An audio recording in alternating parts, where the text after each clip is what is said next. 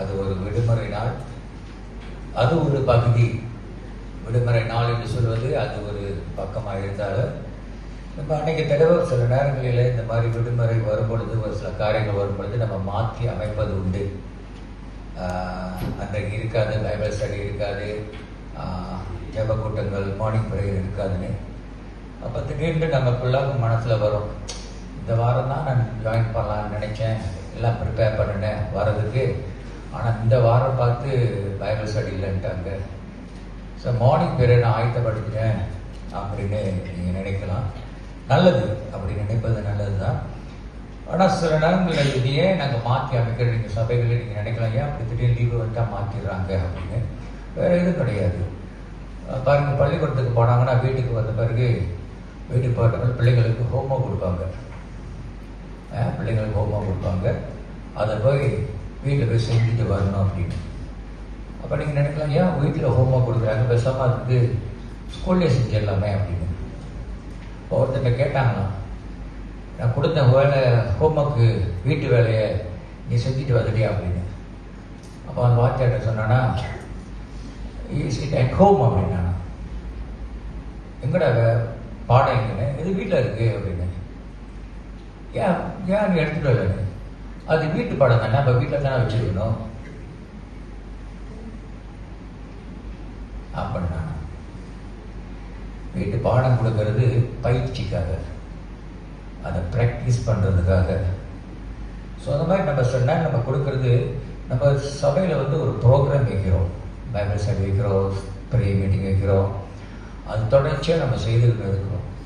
திடீர்னு நாங்கள் வைக்கல, சபையில் இல்லை அந்த ப்ரோக்ராம்னா, அதை நீங்கள் வீட்டில் செய்கிறீங்களா இல்லையான்னு நீங்கள் முயற்சி எடுக்கணும். இது ப்ரோக்ராம். சர்ச்சில் இந்த 4 பைபிள் ஸ்டடி இருக்கும், வீட்டுக்கூட்டம் இருக்கும் அப்படின்னு. இப்போ நம்ம கொடுக்கல அப்படின்னா, அன்றைக்கு நல்ல ஒரு பிறந்தது நான் கொண்டு போன 2 வீரர்கள், ஜெப வீரர்களை கொண்டு போன கோலசனை வருது. பக்க பலமாக வந்திருக்காங்களா வீரர்கள், 2 வீரர்கள், ஒருத்தர் இருக்கிற, இன்னொருத்தர் இங்கே இருக்காரு. நல்லா இருந்துச்சு. வீட்டில் போய் நல்லா சொன்னீங்களா, கரெக்டாக சொன்னீங்களா? நல்லா இருந்துச்சு. அப்போ அவங்க பேசிக்கிட்டு வரது அந்த சம்பாஷணையில் ஒரு கருத்து, அந்த பிள்ளை ஒருத்தர் சொன்னார், பேர் சொல்லலை, அது ஒரு பிரதர் சொன்னார், நல்ல ஒரு கருத்து சொன்னாங்க. அதுதான் நினச்சி இதான் உண்மை அப்படின்னு. இப்போ ஹோமில் அவங்க பிள்ளைங்களை எல்லாமே எந்திரிக்குமா, ஆனால் இவங்க பள்ளிக்கூடத்துக்கு போகிறதுங்க இருக்காங்க, பள்ளிக்கூடத்துக்கு போகிறவங்க இருக்காங்க. அப்போ வீட்டில் ஹோமில் உள்ளவங்க சொன்னாங்களாம், அந்த மாதிரி நீ கரெக்டாக நீ 5 மணிக்கு எந்திரிச்சு காரணம் இது உன்னோட வருங்காலத்துக்கு நீ பள்ளிக்கூடத்துக்கு போகிற டைமில், இப்போ போகிற டைமில் உனக்கு அது பழக்கத்துக்கு வந்துடும் என்று சொல்லு. அப்போ அது தொடர்ச்சியாக செய்யும் பொழுது அவங்களுக்கு அது பழக்கம் ஆயிடுச்சான். இப்போ பள்ளிக்கூடத்துக்கு போகிற டைமில் அவங்களுக்கு காலையில் 5 மணிக்கு எந்திரிக்கணும் அப்படின்னு. அது ஒரு நல்லது, அதான் ஒரு பழக்கம். அப்போ வெளியே போனாலும், வெளியே போய் இங்கே தங்கியிருந்தாலும் சரி, அவங்க கரெக்டாக தெரியும், ஓகே நம்ம 5 மணிக்கு நம்ம எந்திரிக்கணும், பள்ளிக்கூடத்துக்கு போகணும்னு சொல்லி. அதுதான் சபையிலையும் சரி, சபையில் போதிக்கிறது ஒரு ப்ரோக்ராம் இருந்தாலும் சரி, நம்ம ஏன் சில நேரங்களில் விட்டுறோம் அப்படின்னா, வீட்டில் அதை நீங்கள் பயன்படுத்த அந்த 6 மணிக்கு எந்திரிக்கிறது, ஜெப கூட்டத்தில் கலந்து கொள்கிறது, மார்னிங் ப்ரேயர் எந்திரிச்சு நீங்கள் கலந்து கொள்கிறது, அல்லது ப்ரேயர் பைபிள் ஸ்டடி இருக்கிற டைமில், அப்போ அந்த டைமில் நீங்கள் சொல்லுவீங்க பைபிள் ஸ்டடினா நான் என்ன செய்யறது, எந்திரிச்சு நீங்கள் அது நேரத்தை அந்த நேரத்தை வேறதுக்கு பயன்படுத்தினீங்கன்னா தட்ஸ் இட். அது அவருடைய நேரம். அந்த பைபிள் ஸ்டடி நீங்கள் ஒதுக்கி வைக்கிற நேரம் அது சபையோட நேரம், கர்த்தருடைய நேரம், அது அவருக்கு சொந்தமானது. அப்போ மார்னிங் ப்ரேயர் எந்திரிக்கிற டைமில் இந்த 6 மணிக்கு எந்திரிக்கிறது இது அவருடைய நேரம். அதை நம்ம டிஸ்டர்ப் பண்ணக்கூடாது, அதை நம்ம பாதுகாத்து கொண்டு வேண்டாம். பெரியவர்களை நம்ம வாழ்க்கையில் வருங்காலத்தில் இருக்கிற காலகட்டத்தில் நம்ம வாழ்க்கை கருத்தாக சரியாக நடத்துகிறவராக இருக்கிறாரு. அதை நம்ம மிஸ் பண்ணிட்டு இன்னைக்கு லீவு, இன்னைக்கு வேலை ஸ்டடியில், இன்னைக்கு ப்ரே மீட்டிங் இல்லை அப்படின்னு நம்ம மிக்ஸ் பண்ணிட்டோம் அப்படின்னா நம்மளை அது வழி தவற செய்ய வைக்கிறோம். ஸோ இந்த நாளில் நம்ம செய்கிறதுக்கு காரணம் இதுக்கு என்ன என்றால், இதுதான் நம்ம ஒரு சில காரியங்கள் அதை பத்திரப்படுத்திக்கணும். அது இன்னைக்கு நேரமாக இருக்கலாம், அது ஜெப கூட்டமாக இருக்கலாம், பைபிள் ஸ்டடியாக இருக்கலாம், அதை பத்திரப்படுத்திக்கணும். அதுதான் இன்னைக்கு நம்ம பார்க்க போகிறது. அப்படிதான் அப்படி ஒரு சூழ்நிலை தான் நம்ம பார்க்க போகிறோம். சொல்லுவாங்க, கை தவறினால் பாத்திரம் உடையும் என்று சொல்லுகிற உணர்வு ஒவ்வொருத்தருக்கும் தேவை என்று சொல்லி. ஒரு வீட்டில் நீங்கள் ஜாமான் எடுக்கிறீங்க, ஒரு பொருள் எடுக்கிறீங்க, நம்ம எடுக்கட்டோம்னா பத்திரமா தான் எடுப்போம். நீங்கள் எடுக்கட்டோம்னா எனக்கு தெரியும், சும்மா எடுக்க முழுக்கா எடுத்துட்டோம், யதார்த்தமாக நம்ம எடுத்துட்டோம், கை வலி குளிச்சுன்னா அது உடைஞ்சிடும். அந்த உணர்வு எல்லாத்துக்கும் இருக்கும். நம்ம ஒரு பொருள் எடுத்தாலும் ஜாக்கிரதையாக எடுக்கணும். நம்ம பொருள் அன்கான்சியஸ்லி நம்ம வந்து அதை பத்திரமா இருக்கும். ஸோ கை தவறினால் பாத்திரம் உடையும் என்று சொல்கிற உணர்வு இருப்பது போல, வாய் தவறினாலும் பிறருடைய மனசு உடையும் என்று சொல்கிற உணர்வு நமக்கு தேவை. ஆக நம்முடைய வாயில வருகிற வார்த்தை பிறரை காயப்படுத்தும் என்று சொல்கிற ஒரு உணர்வு தேவை. பேச தவறினால் உறவு உடையும் என்று சொல்கிற உணர்வு ரொம்ப முக்கியம். உலகத்தில் வந்து ஒரு மாதம் கூட பேசாமல் இருப்பாங்க.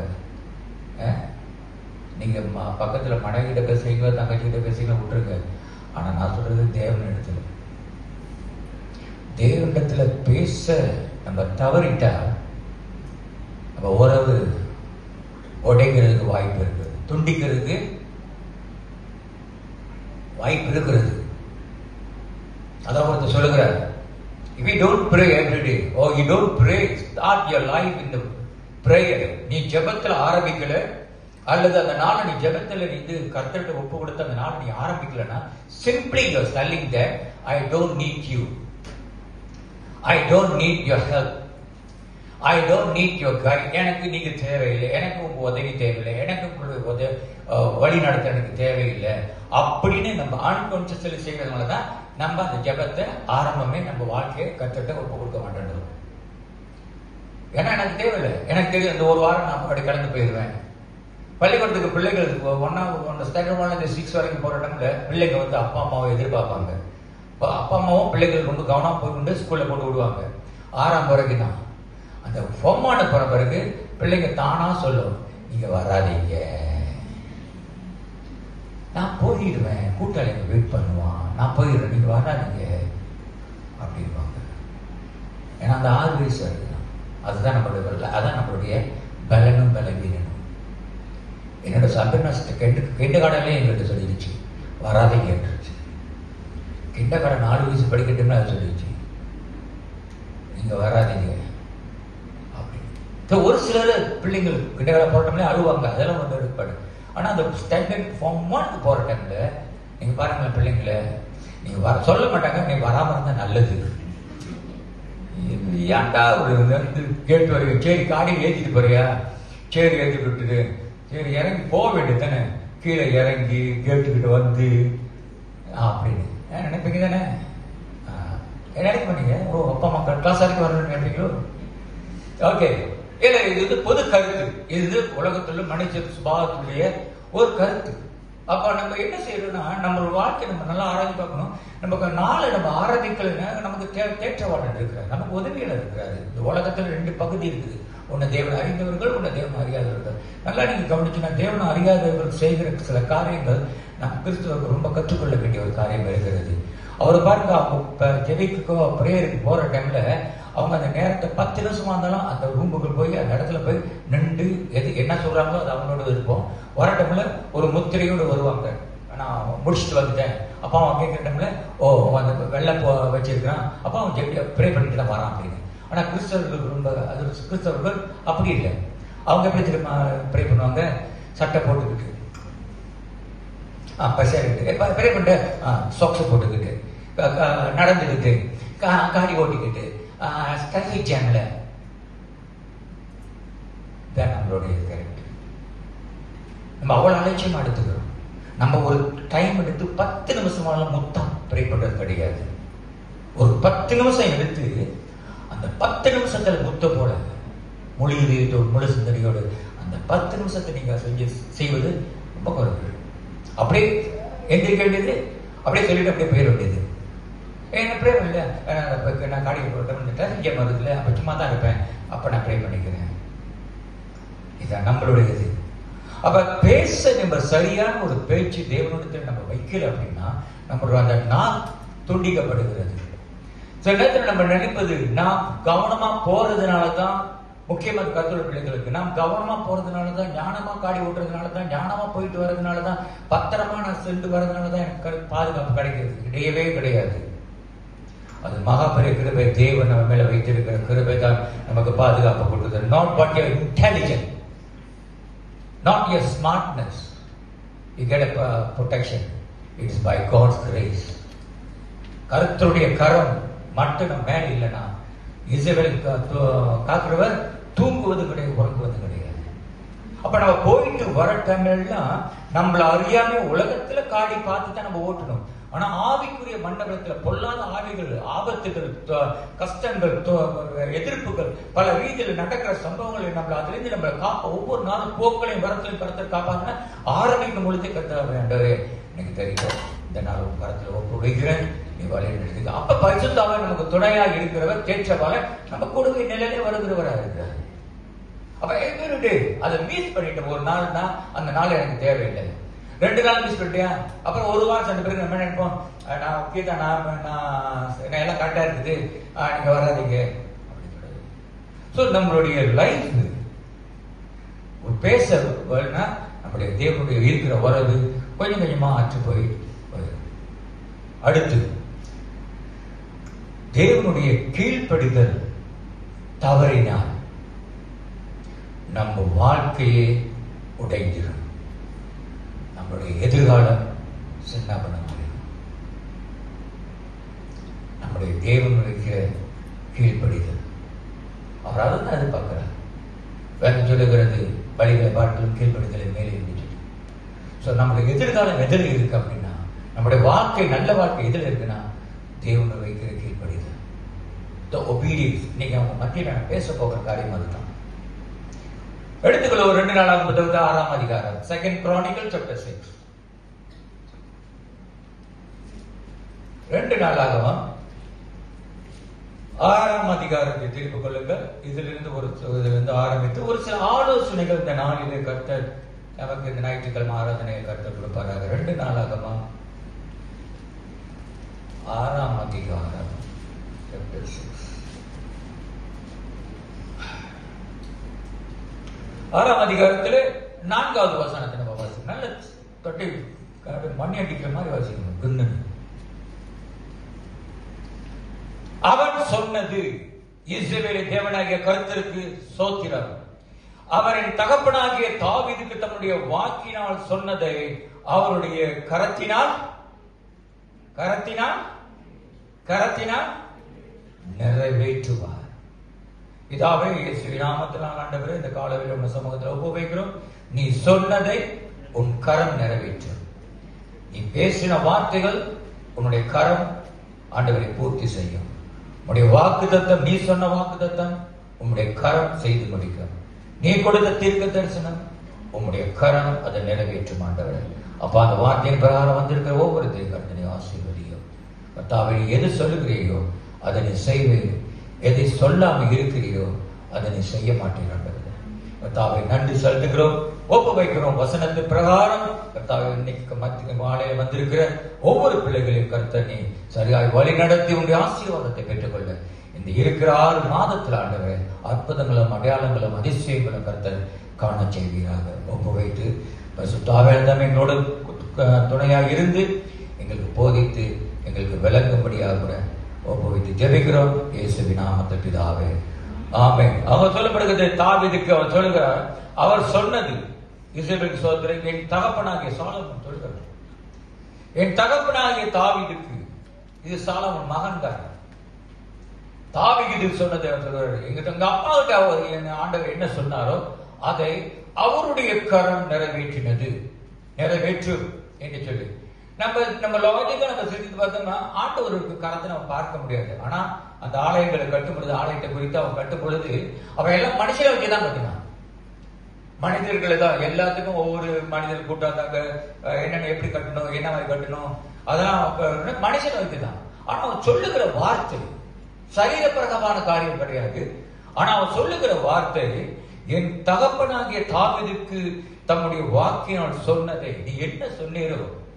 காரணம் தாவீது சொன்னா, நீ ஆலயத்தை கட்ட மாட்டேயா, எனக்கு தெரியும், மேல ரொம்ப எனக்கு மேல பெரிய வச்சிருக்கிற, ஆனா நீ ஆலயத்தை நீ கட்ட மாட்டேன், காரணம் உன் கை ரத்தம் பாய்ந்திருக்கிறது, அதனால உன்னுடைய சன்னதியில வருகிற வாரிசுல ஒருத்தன் கட்டுவான். அவன் யார்? சாலமோன்.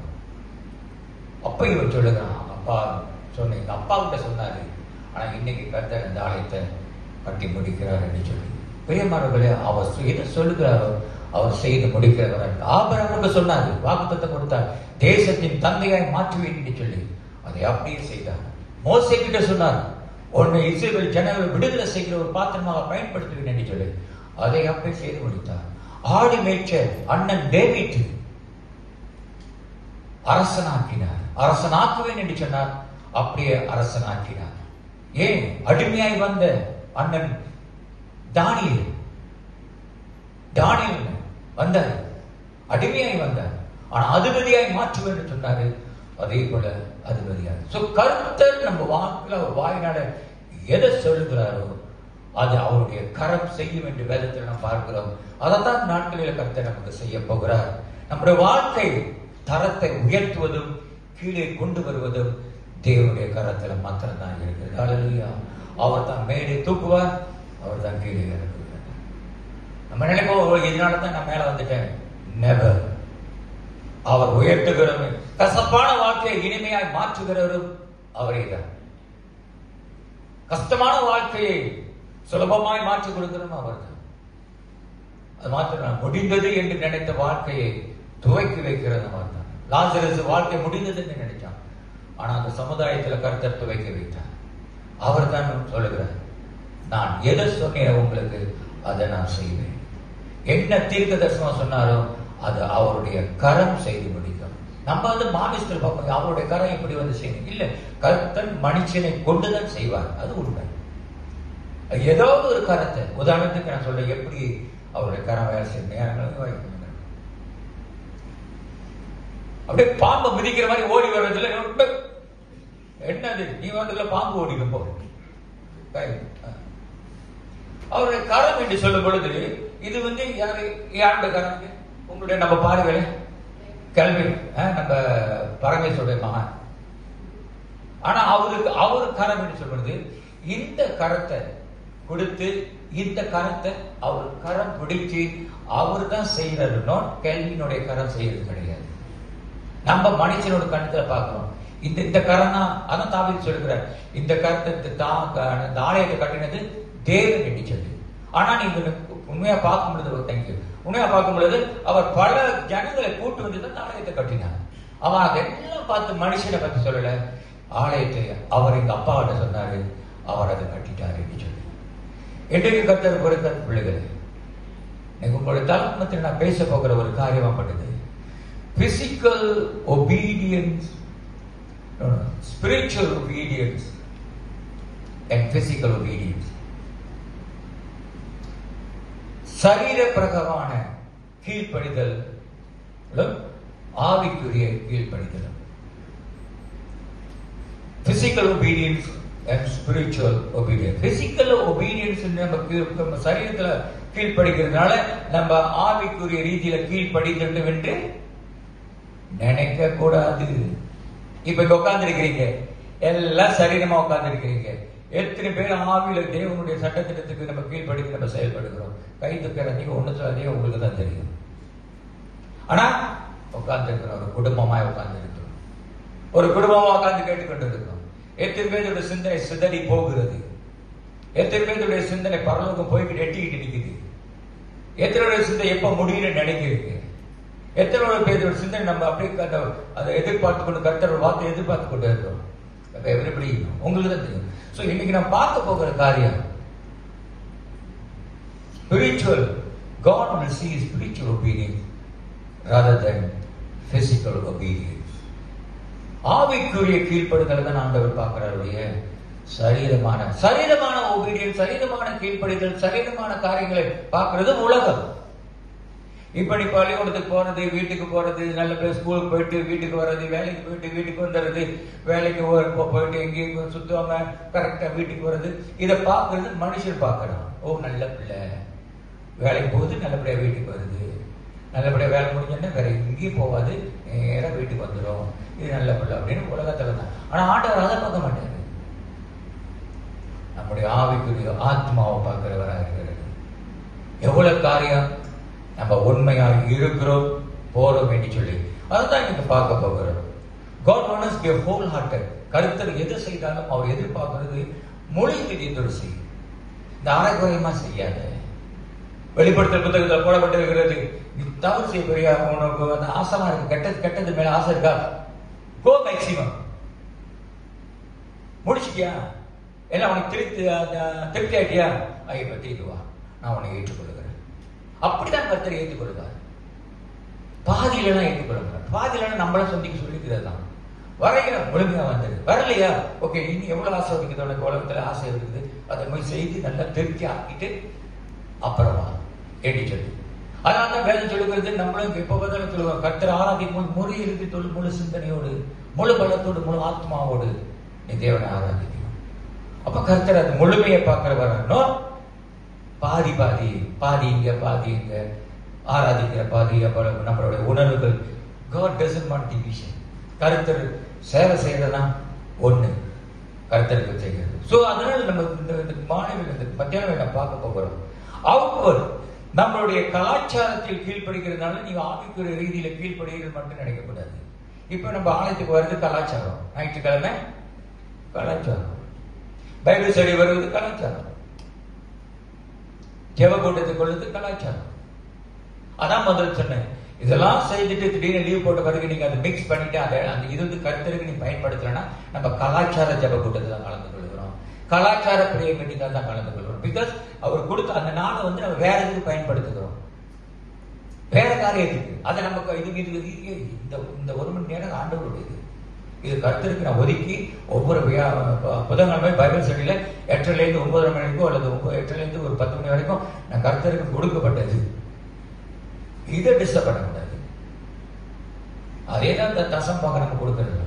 எவ்வளவு 90% இது சாப்பிடுது, அந்த 10 மட்டும் டிஸ்டர்ப் பண்ணாது ஏடி சொல்லி. அப்ப பாருங்க, பிரே பண்ணிக்கிற அந்த சரி, அந்த 8:00 to 9 மணி வரைக்கும் ஓகே, இது ஜெப கூட்டம் கலந்துக்கணும். அந்த கூட்டத்தில் இது இல்லையா, நீங்க ஜூம்ல மீட்டிங் இல்லையா, அதை நம்மளே சொந்தமா பிராக்டிஸ் பண்ணிக்குவோம். அது வருகிற காலத்துல நமக்கு பிரயோஜனமா இருக்கும், நம்மளுடைய பிள்ளைகளுக்கும் அது பிரயோஜனமா இருக்கும். சோ கலாச்சாரத்துல கீழ்ப்படுகிறதுனால டசன்ட் மீன் கர்த்தருடைய வார்த்தை கட்டளைக்கு நம்ம கீழ்ப்படுகிறது. கலாச்சாரம் வேற, கர்த்தருடைய காரியங்கள் வேற. அவுட்வர்ட் கலாச்சாரம் கீழ்ப்படுதல் வேற, இன்வர்ட் கர்த்தருடைய கட்டளைக்கு கீழ்ப்படுகிறது வேற. ஒன் டே ஒபீடியன்ஸ் இல்லை, ஒரு நாள் முதல்வர், one day prime minister.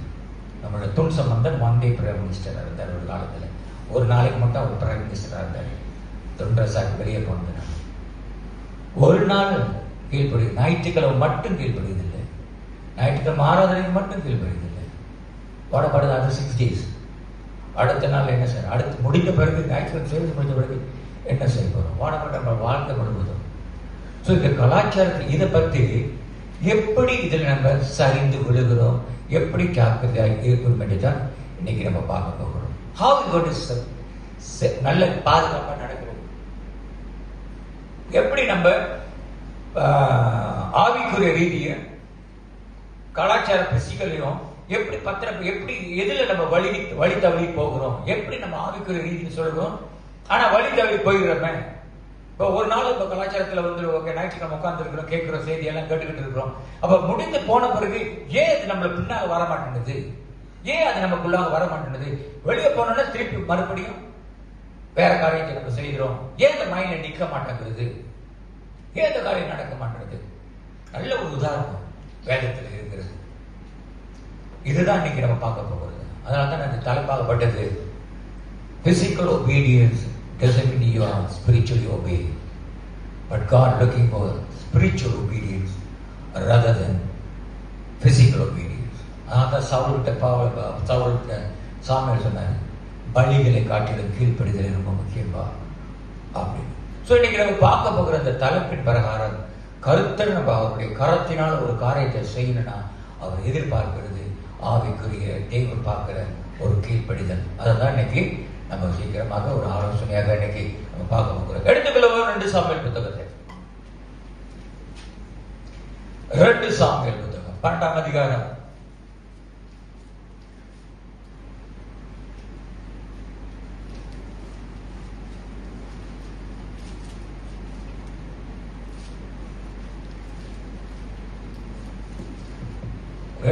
Samuel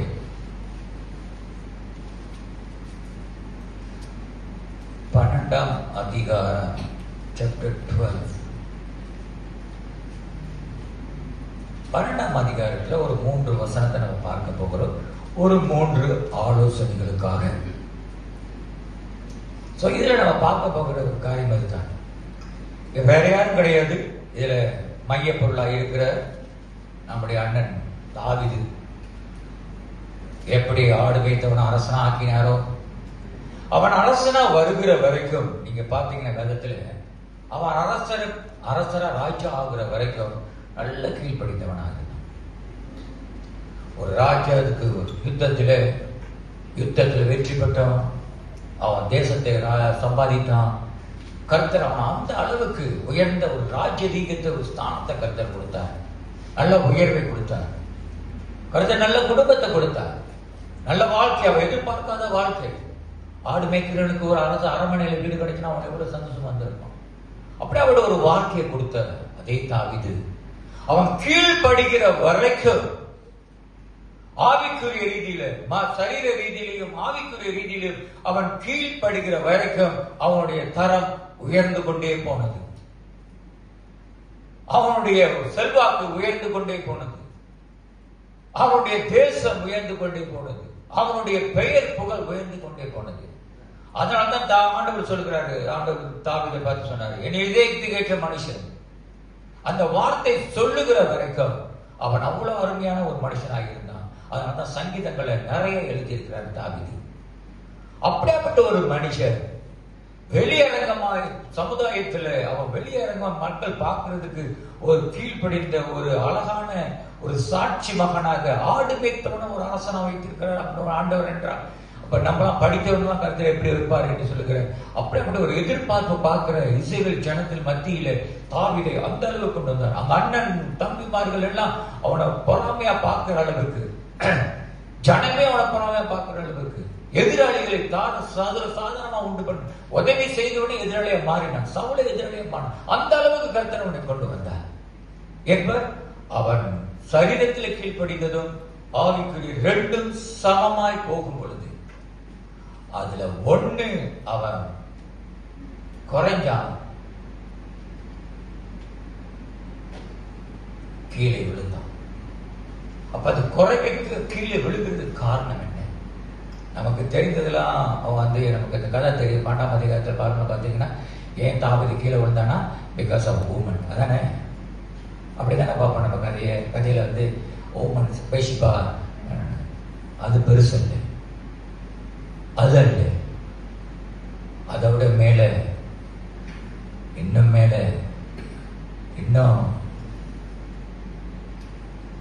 அதை விட மேலான காரியம்.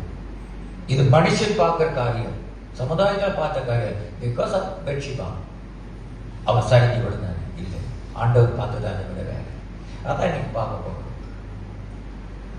எடுத்துக்கொள்ள 2 சாமுவேல் புத்தகத்தில் 12ஆம் அதிகாரத்தில் இந்த 6 8 6 7 8. ஆனால் அது நம்ம படிக்கிறது இல்லை. நம்ம அந்த ஹோல் கதையை நம்ம படிக்க போகிறது கிடையாது. இந்த கதை நமக்கு நன்றாக தெரிஞ்சது. 11 அதிகாரம். இந்த தாவீதுன்னு சொன்னாலே அவன் வீழ்ச்சி காரணம் வெற்றிபா தான். அதனால தான் அவன் விழுந்து போனான் என்று சொல்லுகிற அவன் அதை பிறகு அவன் கொலை செஞ்சுட்டான். அது ஒரு பகுதி இருக்கு. அது ஒரு பகுதி.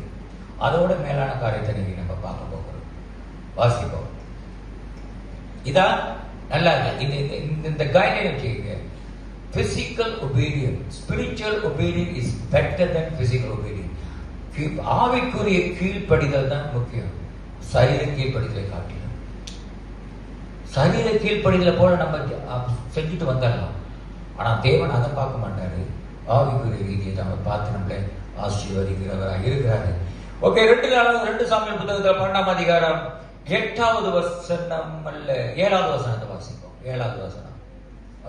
அப்பொழுது நாத்தான் தாவீதை நோக்கி, நீயே அந்த மனுஷன், இஸ்ரவேலின் தேவனாகிய கர்த்தர் சொல்லுகிறது என்னவென்றால், நான் உன்னை இஸ்ரவேலின் மேல் ராஜாவாக அபிஷேகம் பண்ணி உன்னை சவுலின் கைக்கு தப்புவித்து. ஓகே, முதல் இங்க வாசிக்கும் பொழுது இருந்து அந்த சம்பவத்தை தான் சுட்டி காட்டுகிறான். இந்த மாதிரி ஒரு கதையை சொல்லி இதுக்கு காரணம் யாரு என்று சொல்லும் போது தாவீது சொல்லுகிறான், அந்த மனுஷனை தண்டிக்கணும்னு சொல்லும் பொழுது நாதான் சொல்லுகிற தீர்க்கதரிசி, அந்த மனுஷன் வேற யாரும் இல்லப்பா, அது நீ தான் அப்படின்னு அதோட முடிச்சுட்டு பிறகு அவர் சொல்லி காமிக்கிறாரு. அவன் சில நேரத்துல நம்ம சொல்லல, இவன் சொல்லி காட்டுறான் சொல்லி காமிக்கிறது அது இல்லை.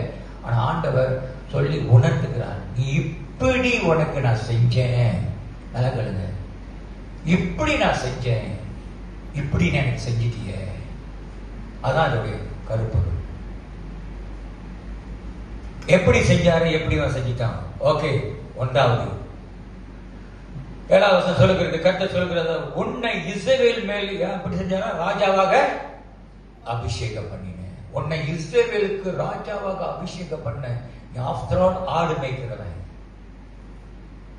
ஆடு தான் மேய்ச்சிட்டு இருக்க. ஆனா உன்னை இஸ்ரவேலுக்கு ராஜாவா நான் கொண்டு வந்தேன்.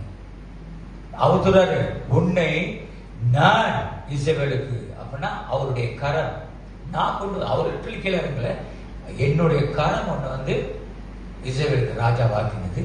2வது அவர் சொல்லுகிறாரு, உன்னை சவுல் கைக்கு தப்புவித்தேன். சவுல் பயங்கர எதிரி, விட்டா தின்னுருவான் தாவீது. ஒரு நிமிஷம் வீணாலும் சரி தாவீது சாகடிச்சிருவான். அப்படியாப்பட்ட ஒரு ஆபத்தான சூழ்நிலையில அதான் சொல்லுகிறேன். பிரியமானவர்களே, நல்லா கேட்டுக்கங்க. நம்மளுடைய கவனத்தினாலேயோ, நம்முடைய அறிவினாலேயோ, புத்தியினாலேயோ, நம்முடைய ஞானத்தினாலேயோ, நம்முடைய தாளத்தினாலேயோ கருத்து நம்மளை நீங்க நம்ம வந்து நல்ல ஆரோக்கியமாக இருக்கிற மட்டும் நினைக்காதீங்க. அது தேவனுடைய கரத்தினால்தான் நம்ம ஆரோக்கியமாக இருக்கிறோம், ஆரோக்கியமாக இருக்கிறோம். நீ ஆரோக்கியமா சாப்பிடுகிறதுனால நீ ஆரோக்கியமா கிடையாது. ஆரோக்கியமா நம்ம எக்ஸசைஸ் செய்யறதுனால ஆரோக்கியமா கிடையாது. நல்ல சாப்பாடு உணவுகள், நல்ல பக்தி உள்ள உணவுகள், பக்தியான உணவுகள் சாப்பிட்றதுனால என்னோட சரீரத்தில் எல்லா உறுப்புகளும் ஆரோக்கியம் கிடையாது. அதுல தேவனுடைய கிருபை கலந்து இருக்கிறதுனால நமக்கு ஆரோக்கியம் இருக்கிறது. அல்லேலூயா. அப்படியாப்பட்ட தாவீது எப்ப வேணாலும் சாவடிக்கலாம், எந்த நிமிஷத்திலும் சவுல சாவடிக்கலாம். ஆனா சவுல் ஓடுகிறார், எல்லா இடத்துக்கு ஓடுகிறாரு, சாகடிக்க தேடுகிறான். அவ்வளவு பெரிய தேசத்தை பத்தி தேடுகிறான். ஆனா கர்த்தர் காட்டி கொடுக்க கிடையாது, கர்த்தர் அவனை சாவுக்கு ஒப்பு கொடுக்க கிடையாது. காரணம் கர்த்தருடைய கரம். அவர் தான் சொல்லுகிறாரு, அவர் சொல்லுகிறாரு, ஏய் தாவீது, நீ ஆடு மேய்த்து கொண்டு இருந்தது தெரியுமா, உன்னை ராஜாவாக அபிஷேகம் பண்ணி வைத்திருக்கிறேன். 2வது, நீ ராஜாவா இருக்கிறதுனால உன்னுடைய வாழ்க்கை செல்வாக்கு கிடையாது. சவுல் உன்னுடைய கூட அவனுக்கு உதவி செய்த, அவன் உன்னை சாகடிக்கணும் என்று சொல்லி தேடிக்கிறான். ஆனா அவனுடைய கைக்கு உன்னை தப்ப வைத்தேன் சொல்லி. 1வது பிரியமானவர்களே, நம்மளை ஆண்டவர் எப்படி கூப்பிடுகிறாரு, ராஜாவோட பிள்ளைகள் தானே, ராஜாக்களாகவும் ஆச்சாரியர்களாக நம்ம அழைத்திருக்கிறாரு. நம்மளை ஆண்டவர் ராஜாவை அபிஷேகம் பண்ணி, நம்மளுடைய கர்த்தருடைய பிள்ளைகளை அபிஷேகம் பண்ணி வைத்திருக்கிறார். மாத்திரமல்ல, நம்மளை எல்லா தீங்குக்கும் கர்த்தர் நம்மளை அழிந்து போகாதபடிக்கு நம்மளை பாதுகாத்து கொண்டு வைத்திருக்கிறார். நீ தண்ணி குடிக்கும் பொழுது அதில் விஷக்கிருமி வராதபடிக்கு, சாப்பிடும் பொழுதும் அதுல விஷம் கலந்துராதபடிக்கு. நம்ம நேரத்துல ப்ரே பண்ணி சாப்பிட்றோம், சில நேரத்தில் சும்மா அடிச்சு விட்டுறோம் பசியில. என்னை சேர்த்ததான் சொல்லுறோம், சில நேரத்தில் பசியில ப்ரே பண்ண கூட ஞாபகம் இருக்காது, பசியில அடிச்சு விட்டுறது. ஆனாலும் கர்த்தர் நல்ல ஆரோக்கியமாக வைத்திருக்கிறார். அதான் தேவன். உலகத்தில் நமக்கு மதிப்பு இல்லாம இருந்துச்சு, ஃபாதர்ஸ் டே வருது, தகப்பன்மார்களுக்கு மதிப்பு இல்லாம இருக்கிற காலகட்டத்தில் கர்த்தர் நம்மளெல்லாம் ஒரு நல்ல ஒரு தகப்பனாய் ஆலயத்தில் வைத்திருக்கிறார். உலகத்தில் நமக்கு ஏசு அறியாம இருக்கணும், நம்ம மதிப்பு மரியாதை எதுவுமே கிடையாது. ஆனா கர்த்தர் அவர் ரட்சிப்பு, அவர் ராஜாவோட பிள்ளைகளாகவும் அவருடைய ரத்தம் சிந்தி தன்னுடைய ஒரே பேரான குமாரனா கொடுத்து நம்மளை அவருடைய பிள்ளை என்று கூப்பிடுவதற்கு, அப்பா என்று கூப்பிடுவதற்கு பிள்ளையாக அந்த அதிகாரத்தை நமக்கு கொடுத்து வைத்திருக்கிறார். நம்ம எவ்வளவு தவறு செய்தாலும் சரி, எங்க போனாலும் சரி, நம்மளை எந்த தீமைக்கு காட்டி கொடுக்காதபடிக்கு, திருடனுக்கு பிசாசுக்கு காட்டி கொடுக்காதபடிக்கு, பிசாசுக்கு ஒப்பு கொடுக்காதபடிக்கு, அவர் நம்ம எங்க போனாலும் அவருடைய கரம் இருந்து கொண்டு, எப்படி கழுகு மேல பறக்கும் பொழுது கீழே கோழி குஞ்சு அந்த நிழல் இருக்கிறதோ, அதே போல கர்த்தருடைய பிரசர் நம்மளை எப்பொழுதுமே கவனித்துக் கொள்வதனால இப்ப உலகத்தில் சுத்தி திரிகிற பொல்லாத ஈவல், பொல்லாத ஆவிகள் நம்மளை தாக்காதபடிக்கு அவர் நம்மளை காத்துக் கொண்டே வருகிறார். எடுக்கிற சுவாசத்துல கர்த்தர் காத்துக் கொண்டு வருகிறார். அப்படி காத்தவர் தான். இப்படி இருந்த நான் ஆண்டவரே, இப்படி ஒரு காலத்துல இருந்த ஒன்னு அறியாத காலத்துல இப்ப நம்ம இருக்கிற நிலைமையை பார்த்து நம்ம கர்த்தர் சொல்ல, ஆண்டவரே இதெல்லாம் உம்மால வந்தது. அல்லேலூயா. அதை நம்ம உணரணும்.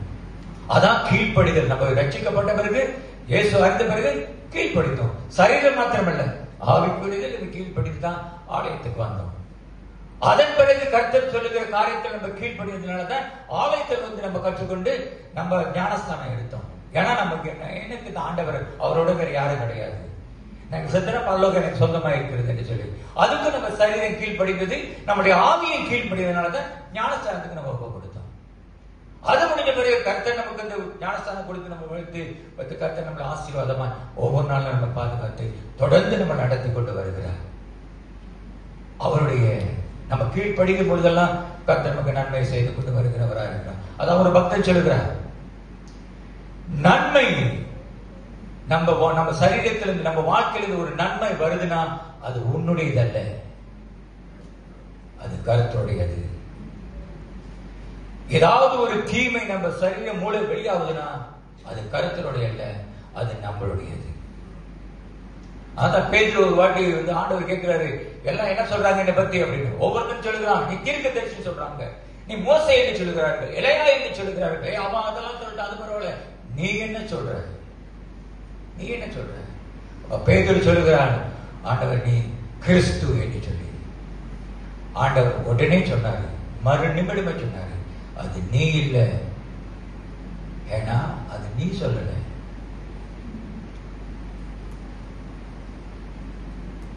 அது நீங்க சொல்லல விக்டோரியா. எனவே ரோனிகா, கிறிஸ்து என்று சொன்னது பரலோகத்தில் இருக்கிற பரம பிதா வெளிப்படுத்துறதுனால உன் வாயில நீ அதை சொன்ன. அல்லேலூயா. அவன் என்ன தெரியுமா செஞ்சா, அவன் உள்ளுக்கு எது வெளியே வந்தது காட்டி கொடுத்தான 3 வாட்டி. அதான் அவன், அதான் பேதுரு. அப்ப நன்மைகள் நம்ம கிட்ட வருதுன்னா அது உங்களுடையதில்லை, என்னுடையதில்லை, அது தேவனிடத்திலிருந்து வருகிறது. ஏதாவது ஒரு தீமை நடக்குதுன்னா நம்ம மூலியமா அது தேவனுடையதில்லை, அது நம்மளுடையது. அப்படியாப்பட்ட ஒரு தேவன் தான் சொல்லுகிறாரு. கர்த்தரை எதிர்பார்ப்பு தாவீதை கொண்டு வரும்பொழுது அவர் சொல்றாரு, டேய் உன்னை ராஜாவாக்கின,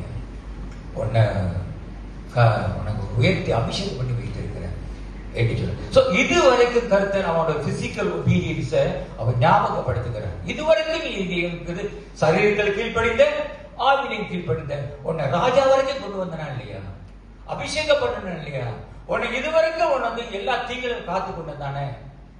அப்ப 7ஆம் வசனத்தின் மதவட்டி பார்க்கும் பொழுது கர்த்தர் அவனுடைய தேவனுடைய கரத்தினால தப்பு வைத்தார். காரணம், physically obedient and also spiritually. 2வது 8வது வசனத்தை நம்ம வாசிப்போம். அடுத்த கட்டம் போறாரு. அடுத்த கட்டத்துல தாவீதுக்கு அவர் சொல்லிக் கொடுக்கிறாரு. வாசிப்போம்.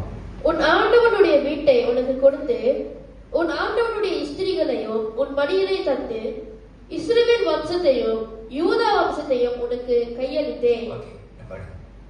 அடுத்த கட்டம் தாவீதுக்கு அவர் ஞாபகப்படுத்துகிறது, உனக்கு வீட்டை கொடுத்து. எப்படிப்பட்ட ஒரு வீடு அவர் கொடுத்திருப்பாரு.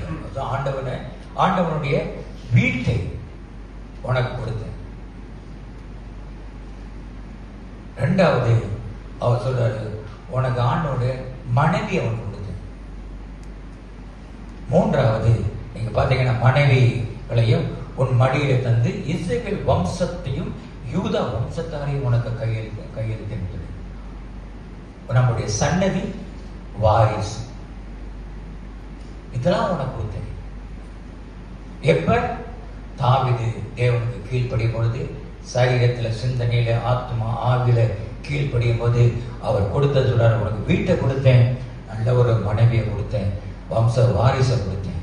பிரியமானவர்களை நம்ம சிந்திக்கும் பொழுது, அதை பார்க்கும் பொழுது கர்த்தர் தேவனை மட்டும் அறியலாட்டு நம்ம லைஃப் எங்க போயிருக்கு நமக்கு தெரியாது, எங்க உட்கார்ந்துருப்போம் நமக்கு தெரியாது. ஆனா கர்த்தர் நமக்கு புது ஜீவனை கொடுத்தார். மரண ஜீவத்திலிருந்து கர்த்தர் நமக்கு நித்திய ஜீவனை கொடுத்தார்.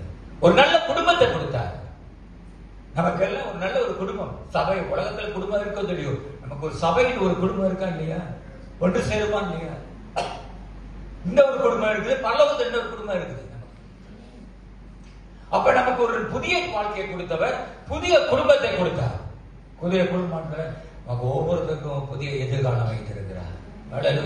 ஒவ்வொருத்தருக்கும் எதிர்காலம். சபைக்கு ஒரு எதிர்காலம் இருக்கிறது, சபையில வருகிற உங்களுக்கு ஒரு எதிர்காலம் இருக்கிறது. கர்த்தருடைய பிள்ளைகளாக இருக்கிற நமக்கு ஒவ்வொருத்தருக்கும் கர்த்தர் ஒரு எதிர்காலத்தை வைத்திருக்கிறார். அப்படித்தான் நான் உனக்கு கொடுத்தேன். வாரிசுகளை நான் உனக்கு கொடுத்தேன். ரெண்டாவது டெய்லி ப்ரொவிஷன். ஒவ்வொரு நாளும் எத்தனை பேர் இன்னைக்கு முழுவதும் இந்த நாள் முழுவதும் நேற்று இருந்தாலே பசியாராம இருக்கிறீங்க, பட்டினியா கிடக்கிற பாச 24 நேரமா ஒரு தண்ணி சாப்பாடு கூட இல்லை. எப்படியாவது மேகியா இருந்தாலும் சாப்பிடும் தானே. ஒவ்வொரு நாளும் நமக்கு நாசிலமா கிடைக்காதுல்ல, நாசிலையா மாயாவெல்லாம் கிடைக்காது, பக்குத்தியெல்லாம் கிடைக்காது. அதெல்லாம் அப்படிலாம் கேட்கக்கூடாது. சாப்பிட்றதுக்கு ஆர்டர் ரொட்டி கிடைச்சா போதும் அப்படின்னு. அப்ப ஒவ்வொரு நாளும் இது ப்ரொவைடிங் ப்ரொவிஷன், டெய்லி ப்ரொவிஷன். நம்ம வாழ்க்கையில ஒவ்வொரு நாளும் தேவை எதுப்படுகிறதோ அதை கருத்தை சந்திக்கிறவராக இருக்கிறார். ஒவ்வொரு நாளும் வழி நடத்துகிறார். Daily is guiding us. ஒவ்வொரு நாளும் நம்மளை பத்திரமா வழி நடத்துகிறார். ஒவ்வொரு நாளும் நம்மளை பாதுகாக்கிறார். எனக்கு பிடித்த வார்த்தை, ஒவ்வொரு நிமிஷமும் கருத்தை நம்மளை பாதுகாக்கிறார். அதை நம்ம உணர மாட்டேங்கிறோம். அப்படி இருந்த தாவீது, அதான் வேதம் சொல்லுகிறது, இஸ்ரவேலை காக்கிறவர் உறங்குவதும் இல்லை. நம்ம தான் உறங்கிடுறோம். கேட்டா தொடங்குறீங்க, இல்லை நான் தியானிக்கிறேன்.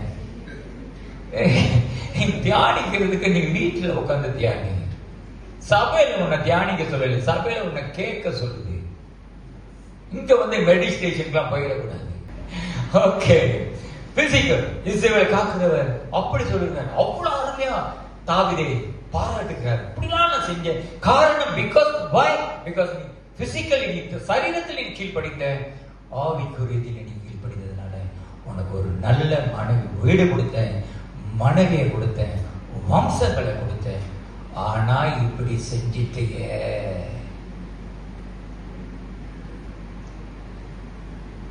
நேரத்தில் பெற்றோர்கள் சொல்றாங்க, இவ்வளவுலாம் செஞ்சு இப்படி செஞ்சிட்டியலா, இவ்வளவுலாம் வாங்கி கொடுத்து இப்படி செஞ்சிட்டிய அப்படின்னு. அதான் அந்த தாவீது செய்தார். என்ன செய்தார்? இவ்வளவு நன்மைகள் செய்தவர். அவர் சொல்லுவார், ஏன்னா அந்த வார்த்தையை பார்க்கும் பொழுது எவ்வளவு வேதனைப்பட்டு இருக்கும் ஆண்டவருக்கு. அந்த வார்த்தையை படிப்போம். எடுத்துக்க அந்த வார்த்தையை அவர் சொல்கிறார், மடியில வம்சத்தை கொடுத்த இது போதாது இருந்தால் இன்னும் உனக்கு வேண்டியதை நான் தருவேன்டா. உனக்கு பத்தல, ஒரு குடும்பம் பத்தலைன்னா இன்னொரு வீடு நான் தரேன். பிள்ளைகள் பத்தலையா, இன்னும் நிறைய டசன் கணக்கில் உனக்கு தரேன். இல்ல ஒரு மனைவி பத்தலையா, இன்னும் ஒரு மனைவி நான் தரேன்டா. அதுக்காக மனைவி கேட்காதீங்க, மனைவி நான் தரேன். ஆனா இவெல்லாம் கொடுத்து அற்பமா போய் அது ஏன்கிட்ட கேட்டிருந்தா நான் கொடுத்துருப்பேன். அது கேட்ட அந்த திருட்டு வேலை செஞ்சு ஒரு கொலையை செஞ்ச. அதுக்கு ஏன் உனக்கு இவ்வளவு செஞ்சவன், இவ்வளவு செஞ்ச ஆண்டவர் அந்த அவளை கொண்டு வந்திருக்க முடியாது? பட்சிபாவா என்ன கருத்து? பொம்பளைக்காக நான் சொல்ல, பெண்களுக்காக அந்த இது அசிங்கத்துக்காக நான் சொல்ல முடியாது. எவ்வளவு செஞ்சவர், உங்களுடைய இந்த தேவையை அவர் செய்ய மாட்டார். அதை நீ தவறா பேசிய, அதுதான் அவருக்கு வேதனையானது. இவ்வளவு செஞ்சேன், இதை நான் உனக்கு கொடுக்க மாட்டேனா? என் மகனையும் உனக்கு கொடுத்தேன், ரத்தம் சிந்தினேன், என் பிள்ளைய உனக்கு மறிக்க கொடுத்தேன், இந்த ஒரு காரியத்தை உனக்கு நான் செய்ய மாட்டேன் அப்படின்னு தான் அவர் கேட்கிறாரு. அந்த மாதிரி ஒரு வார்த்தையில தான், டயலாக்ல தான் அவர் கேட்கிறாரு. ஏண்டா இவ்வளவு உனக்கு அழித்தேனே, உனக்கு பத்தலன்னா ஏன்கிட்ட கேளு. ஏன் ஜோசப் கிட்ட போய் கேட்கிற பத்தலன்னு? அவரே கஷ்டப்பட்டு இருக்கிறாரு. உன்கிட்ட பத்தலன்னா ஏன்கிட்ட கேளு, என்ன பார்த்து கேளு. அந்த மாதிரி சொல்லுகிறது, நீ மத்தவங்கிட்ட போய் கையேந்திரதுக்கு நீ தைரியமா கர்த்தர் சமூகத்துல கையேந்தி கேளு. யாரும் பார்க்க மாட்டாங்க. மத்தவங்கிட்ட போய் கை கேட்காத, எனக்கு இது அது செஞ்சுதா, இது செஞ்சுதானே. நீ தேவனிட்ட கேளு. கர்த்தர் கரங்களை அசைக்கிறவராக இருக்கிறார். எவனை பிடிக்கணும், எந்த கரத்தை அசைக்கணும், எந்த மனுஷரை கொண்டு வச்சு இந்த காரியத்தை செய்யணும் அப்படின்னு கர்த்தர் செய்கிறார். அதனால தாவீது சாலமோன் சொல்லுகிறார், அவர் சொன்னதை அவருடைய கரம் செய்தது என்று சொல்லி. ஆனா அவருடைய கரம் என்றால் எத்தனை ஜனங்களை கொண்டு வந்து ஆலயத்தை கட்டினார். அவருடைய கரம் பெருமாள். இன்னைக்கு நான் கொண்டு சொல்லுகிறேன், இவ்வளவு ரட்சிப்பு, இவ்வளவு காரியங்களை செய்து பரலோகத்தை வரைக்கும் உங்களுக்கு சொத்துக்களை வைத்திருக்கிற, பரலோகத்தை வைத்திருக்கிறவர் உங்களுடைய குறைகளை நீங்க தேடுகிற ஒரு காரியத்தை அவரால் கொடுக்க முடியாது. அதுக்காக இந்த வாட்டர்லாம் கேட்காதீங்க, அதெல்லாம் கொடுக்க மாட்டாங்க. அப்ப இது வீழ்ச்சிக்கு காரணம் என்ன? அடுத்த வசனத்துல 9ஆம் வசனம் சொல்லப்படுகிறது. அதோடைய காரணத்தை சொல்லுகிறார் பாருங்க. அவர் சொல்கிறாரு, கர்த்தருடைய பார்வைக்கு நீ பொல்லாப்பான காரியத்தை செய்தது, அவருடைய வார்த்தையை நீ சட்டை. 3 காரியத்தை நான் சொல்லுகிறேன். இதுதான் நம்முடைய வாழ்க்கையை அழிக்கிறதும், நம்ம பத்திரமா நம்ம எதிர்காலத்தை கெடுக்கிறதும், நம்முடைய நல்ல சந்தோஷத்தை வீணாக்குறதும் இந்த 3 காரியம் தான். இதுதான் இதுலதான் நம்ம எதினாலதான் அவ்வளவு கீழ்ப்படிந்து வந்தவன் சரீரத்துல ஒரு நிமிடத்துல அவன் ஆவிக்குரிய ரீதியில கீழ்ப்படியாம போனது இந்த அசட்டை என்று சொல்லுகிற ஒரு காரியம். அவன் கீழ்ப்படுகிற வரைக்கும், சரீரத்துல கீழ்ப்படுகிற வரைக்கும், ஆவிக்குரிய ரீதியில சமமா கீழ்ப்படுகிற வரைக்கும் கர்த்தர் சொன்னார் என்னுடைய எதைக்கு ஏற்றவன் என்று. ஆனா என்னைக்கு கர்த்தருடைய அந்த வார்த்தையை அசட்டையா நினைத்தானோ அன்னைக்கு அவனுடைய அது நம்ம பார்க்கிறோம். முதல் காரியம், நீ கர்த்தரின் காரியத்தை அலட்சியப்படுத்தும் பொழுது, நம்ம கர்த்தருடைய காரியம் கர்த்தர் எதானா அதை நீ அலட்சியப்படுத்தும் பொழுது பாவத்தின் கதவு திறக்கிறது. அது வரைக்கும் அடைச்சிருக்கும். நல்லா கேட்டுக்கீங்க. நம்மளுடைய வாழ்க்கை கர்த்தர் ஒரு வாட்டி சில் போட்டான்னா போட்டாதான், திறந்தா அவருக்கு திறப்பாரு, அடைச்சான்னா அவரால் யாரும் திறக்க முடியாது. நம்முடைய எல்லா சாபத்தையும் பாவத்தையும் தரித்திரத்தையும் எல்லாம் ஒரு ஸ்டோர்ல போட்டு அடைச்சு வைத்தவர் அவர் சில் அவர் அங்க இருக்கிறது. அந்த ரூம் அந்த கதை விட்டு வெளியே தரித்திரம் வராது, பாவம் வராது, தீமை வராது, சோர்வு வராது, துக்கங்கள் எல்லாத்தையும் உள்ள வைத்திருக்கிறார். ஆனா என்றைக்கு கர்த்தருடைய காரியத்தை, கர்த்தருடைய வார்த்தையை, கர்த்தருடைய காரியங்களை நம்ம அலட்சியப்படுத்துகிறோமோ கர்த்தர் கரத்தை எடுப்பாரு, கதவு திறந்துட்டு வந்துடுவோம். அந்த கதவுக்கு இப்படி இழுக்கிறது கிடையாது, பின்னாடி தான் இழுக்கிறது. நம்ம இந்த கதவு இப்படி தள்ளிட்டு தான் போகணும். நான் பார்ப்பேன் என்ன தள்ளிட்டு தான், ஆனா பின்னால இருந்து கதவு இழுக்கலாம். அதே போலதான் கர்த்தர் அவர் வைத்திருப்பாரு. அது வரைக்கும் உள்ளுக்கு இருக்கிற தரித்திரங்கள், சாபங்கள், பாவங்கள், தீமைகள், அக்கிரமங்கள், சுகவீனங்கள், வியாதிகள் எல்லாம் ஸ்டோர் ரூம்ல வைத்திருக்கிறார். ஆனா என்னைக்கு கர்த்தர் காரியத்தை அலட்சியப்படுத்துகிறோமோ வெளியே வந்து நவந்துருவாரு. கர்த்தர் அது உள்ளுக்கு இருக்க வேணா செய்வான், கதவை திறக்கும். அலட்சியம் தீமைக்கு கதவை திறக்கும். இது open the door of evil. இரண்டாவது, கர்த்தர் காரியத்தை அற்பமாய் நினைக்கும் பொழுது, கர்த்தருடைய காரியத்தை, கர்த்தருடைய வார்த்தையை நம்ம காரியங்களை அற்பமா நினைக்கும் பொழுது, கதவு ஒருத்தர் கதவை திறந்தானா உங்களை வந்து எப்படி கை கொடுப்பானு கொடுக்க மாட்டேன்னா, வெல்கம் வெளியே ஆசிரியர் இருக்கீங்க, திறந்தா நம்ம கை கொடுத்தோம்னா கை கொடுக்குறோமா இல்லையா? அதே தான் செய்வான். வந்தோடனே S my dear Azelia, come on, so long I didn't see you. என்னைக்கு அற்பமா நினைக்கிறோமோ அவன் வெளியே வந்து கை கொடுக்குவான். அவன் கை கொடுத்தா நம்ம இப்படி இருக்க முடியுமான்னு கேட்டா கை கொடுக்கணும். மூணாவது, கர்த்தரின் காரியத்தை அசட்டையாய் செய்யும் பொழுது, வாடா ஓகே வந்ததே வந்துட்டே வா, 2 பேரும் நடந்து போவோம்.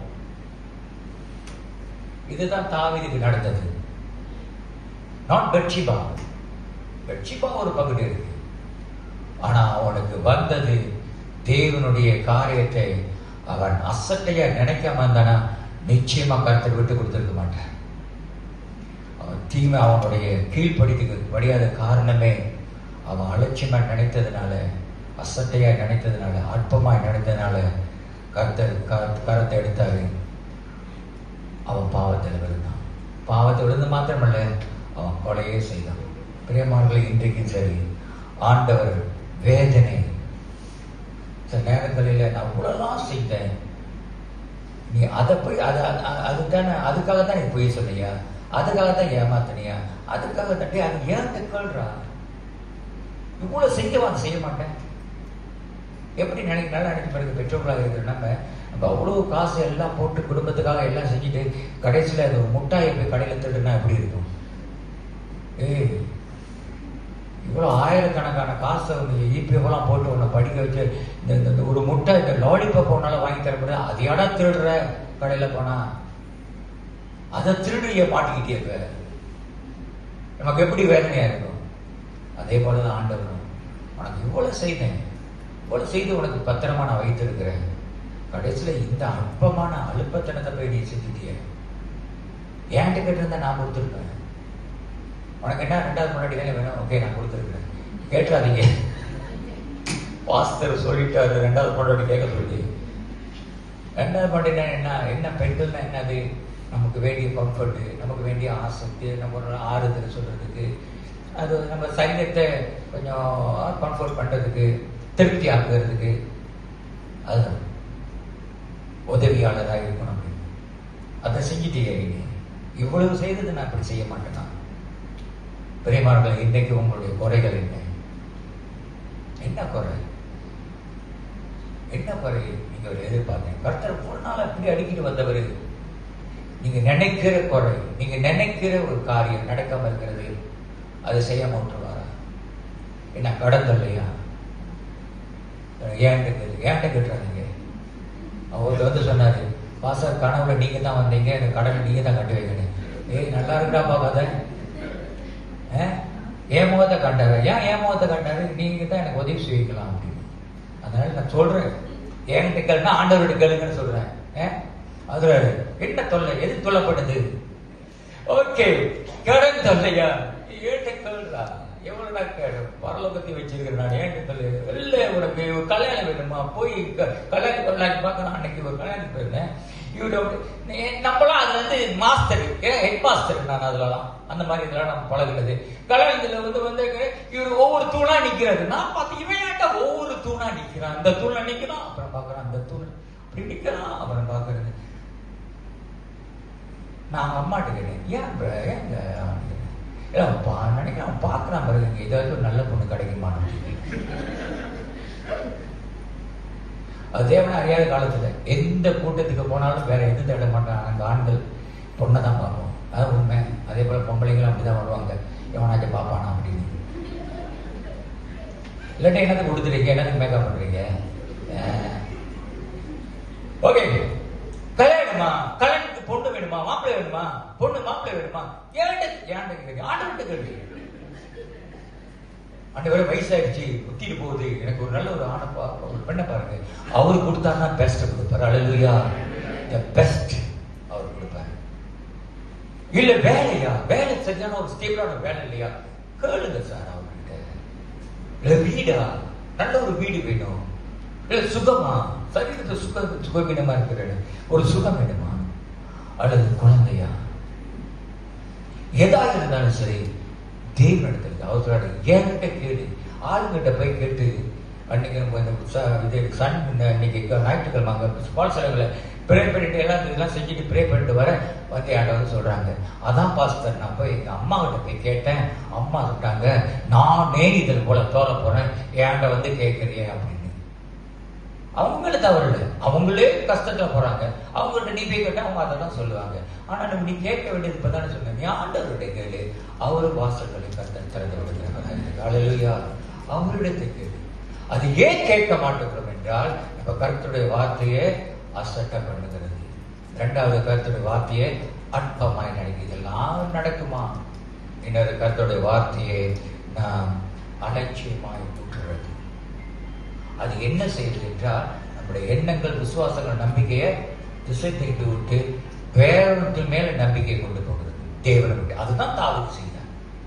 சோ கீழ்ப்படிதல், நாட் பிசிக்கலி கீழ்ப்படிதல் மாத்திரமல்ல, ஸ்பிரிச்சுவல் கீழ்ப்படிதல். நம்ம அதை வைத்து நம்ம கேட்கும் பொழுது, கர்த்தர் எதா இருந்தாலும் சரி என்கிட்ட கேளுன்னு சொல்கிறேன். ஒரு 4 காரியத்தை நான் சொல்லிட்டு முடிக்கிறேன். நம்ம ப்ரே பண்ண போறோம்.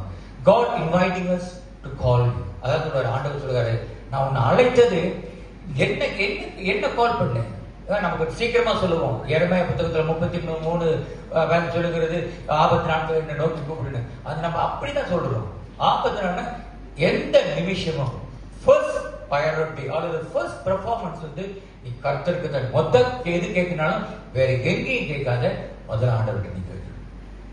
அடுத்தபடி நீ வந்து மற்றவங்கள்ட்ட நீ போ, எது சொன்னாலும் ஆண்டவர்கிட்ட. ஸோ காட் கர்த்தர் நம்மளை அதுக்கு தான் அழைச்சிருக்கிறாரு.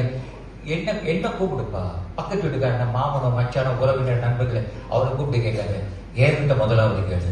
ரெண்டாவது, God promise to ask me. அவர் சொல்லுவார், வாக்குத்தத்தம் கொடுத்திருக்காரு, என்ன கேளு, என் நாமத்தை எதை கேட்டானோ உனக்கு என் நாமத்தை கேளு, ஏன்கிட்ட கேளு. மூணாவது, God revealed to us. கர்த்தர் வெளிப்படுத்துவார். இது செய்யணும். என்ன செய்கிறேன்னா, வேற யாரு கரத்துல இருந்து வரக்கூடாது, அது என்னுடைய கரத்துல இருந்து தான் வரணும் என்று சொல்லி, அது தேவனால் கொடுக்கணும். நான் உனக்கு தருவேன். அது அவனோட தான், அது அவங்களோட தான், அது அவங்க மத்தவங்களோட தான். ஆனா நீ ஏன்ட்டு கேட்கும் பொழுது அது உன்னுடைய இருந்தா அதை நான் வாங்கி உனக்கு தருவேன். நீ போய் அவன்கிட்ட கேட்காத. உனக்கு சொந்தமானது தான், உனக்கு உரிமையானது தான். ஆனா நீ ஏன்ட்டு கேளு. நான் பிடிக்கி தரேன், நான் வாங்கி தரேன். அதுதான் அவர் விரும்புகிறார், அதுதான் கர்த்தர் விரும்புகிறவர். God revealed to take from me. என்னிடத்திலிருந்து நான் கொடுக்கிறதா நான் ஆசைப்படுகிறேன். எந்த தாயும் எந்த தகப்பன்மார்கள் பெற்றோர்கள் சரி தன்னுடைய பிள்ளைக்கு நான் கொடுக்கணும் அப்படின்னு ஆசைப்படுவாங்க. யாராச்சும் வந்து அவர் பக்கத்து வீட்டுக்காரர் கொடுத்தாரு அப்படின்னு சொன்னா நமக்கு சத்தியமா நடச்சே, ஏன்டா போய் அங்க போய் கேட்டாரு, ஏன்டா கேட்கலாம்டா அப்படின்னு. அப்ப ஒரு தாய் தாப்பனா இருக்கிற நம்ம கையால கொடுத்தா நம்ம பிள்ளைகளுக்கு ஒரு சந்தோஷமடையல. அதே மாதிரிதான் கர்த்தரும் அவர் கருத்துல இந்த வரணும். கடைசியாக, God loves us. ஏன் கர்த்தர் மேல அவர் அன்பு கூறாருன்னா, அவருக்கு தேவை நீங்க என் கூட இருக்கணும். என் கூட இல்ல, எங்களோட தேவனோடு கூட இருக்கணும். என் கூட இருக்குன்னா அப்ப நான் என்ன செய்யுது, எவ்வளவு பெரிய வீடு தான் கட்டணும். ஆண்டவர் விருப்பம் எல்லாருமே அவர் கூட இருக்கணும். Stay with me. என் கூட இருக்கணும். ஸோ ஒரு நிலைமைக்கு நம்ம வர போகிற பிரியமானவர்களே, எதை இருந்தாலும் நம்ம கர்த்தருடைய வார்த்தையை அலட்சியமா, சட்டையை அல்பமா நினைத்தோமானால் கதவு, தீமையான கதவுல திறக்கும். ஆனா எதா இருந்தாலும் கர்த்தர் இதுவரைக்கும் நடத்தினவர், இன்னும் நடத்த சர்வ வல்லவராக இருக்கிறார். நீங்க எதை கேட்டாலும், ஒரு சின்ன காரியம் இருந்தாலும், லாலிபா முட்டாயா இருந்தாலும் சரி, ஒரு சாதாரண ரொட்டி இருந்தாலும், மகிமையா இருந்தாலும், அவருடைய கேளுக்கு அவர் நிச்சயமாக செய்கிற வல்லவராக இருக்கிறார். அல்லேலூயா. கண்கள் படிக்கிற ஜெயிப்போம், இசை வாசிக்கிற வாங்க ஒரு பாடலை படித்து ஒரு நிறைவுக்கு கொண்டு வருவோம்.